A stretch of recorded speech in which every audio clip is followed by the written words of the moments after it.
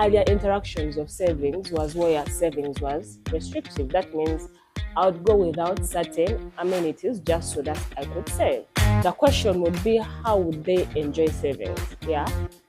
You said you would advise anyone to save, even the one who was born with inheritance or who has won a lottery. You know, the Prince of Buganda to save.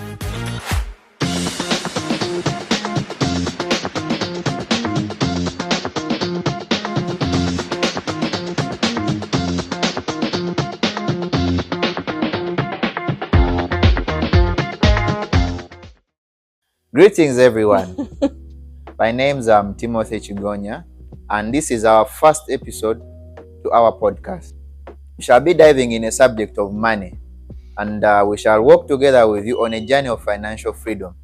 A lot of questions, a lot of misconceptions, a lot of truths, and a lot of myths. Everything we shall handle on this show. With me in studio is Miriam. Yeah. Nice to have you. Thank you. Yes. Today, we shall handle savings. Do you enjoy savings? What is savings? What is your experience with savings? Now, with me, let's join and welcome our co-host. Miriam, tell us. So I like re-echo it in the sense of, is savings something to be joyful about, or is savings restrictive? Yeah. And I would answer that by saying it depends on how the person perceives saving. Because my first earlier interactions of savings was where savings was restrictive. That means I would go without certain amenities just so that I could save. But now I've learned that someone can actually enjoy and still be able to save.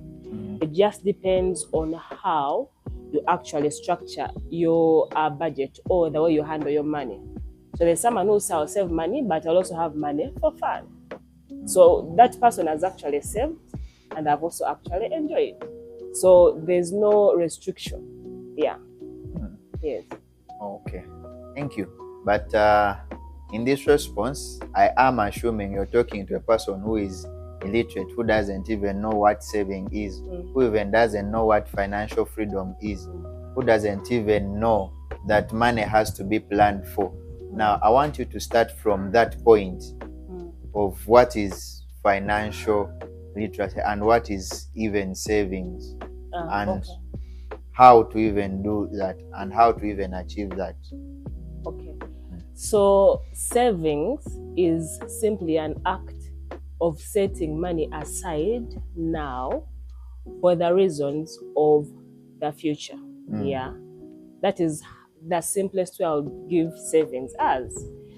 Then for financial freedom, I can't really describe or explain, give a definition for financial freedom, but I can say that financial freedom is just the ability of where the money you have, is able to take care of your needs and your future needs without the need of a job.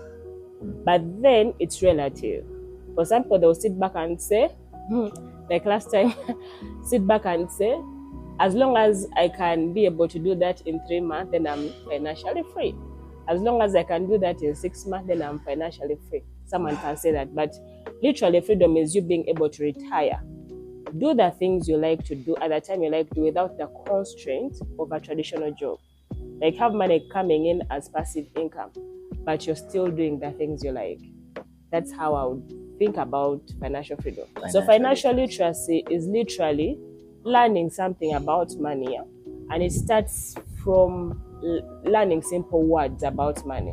Like for example, what is money? A form of exchange. Yeah, that's what money is. And then other things like, what is savings? That's part of what money does. Being able to set money aside for a future goal or for a future purpose. So for example, if I want to buy a car, I may not be able to buy it in this month, but if I'm given a few more months, because I set aside money, which we call savings, then I can buy it eventually. So that's what financial literacy entails too. So going back to our question, can somebody enjoy savings? Yes, someone can enjoy savings. the question would be, how would they enjoy savings? Yeah. One of the ways someone can enjoy savings is to plan for their money. That's what the financial guys call budget. Plan for your money. So if you receive money either from a sale of a produce or from a traditional job or from your own business, which you paid yourself as profit, then you plan for your money. Plan and say, some people use the 50, 30, and then 20 rule, yeah? Where they say 50% of what I have received will be for my needs. Then 30% will be for my wants. Then 20% will be for any other savings, yeah. 20% will be for savings, yeah. So some people will do that. And then that one helps you to know on wants is wants, what you want. And then needs are things you can't do without, like water, like food, and like shelter. I feel you've defined the word want with the word want. Exactly, like the things I want. For Be example, more elaborate. Okay, they are not really urgent like needs. Someone cannot do without shelter. Someone cannot do without water. Someone cannot do without. But you can do without wants. You can say, I'll not go to the zoo. I'll not go to the park. I want to go visit friends. It's a want. So those are things you can do away in your life, but you decide to put it in the budget. Yeah. Is the choice of what to do away, isn't it in our hands? Exactly. That's why. Is it general or is it in our hands? It's I don't know what you mean by general, but the person who is in charge of money is actually in charge of how they want that money to move. So I can sit down and say, the money I'll be receiving, I want to take a trip to Dubai. And I decide not to use this money for the rest of the year, but just so that I can go to Dubai for a trip. So at the end of the day, I'm still going for a trip. But someone else from January, February, March will sit down and say, you are? They say you're frugal, but I know the end goal of what this is leading me to is that I'm literally going to enjoy. So at the end of the day is what picture you actually have around saving. So there, if you know that I'm going to go to a trip at the end of the year, you're actually anticipating it. So you're not restricting, you're not feeling low, you're actually excited, this day is coming and I'm actually going to go there. Yeah. Okay. So that's how I look at it.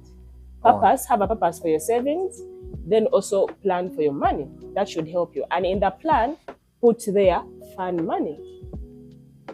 Aside from the savings, also have a plan for your fun. If you want to go out and eat takeaway, go out with your friends or go celebrate someone's birthday, include it there. So that doesn't look like you're being restrictive, but you already planned for it. He will ask you and he will tell you, I get money every day, I spend it, and I can't save. Because if I save, there is something that is going to lack. Or I don't earn enough to save. Or what advice would you give to such a person?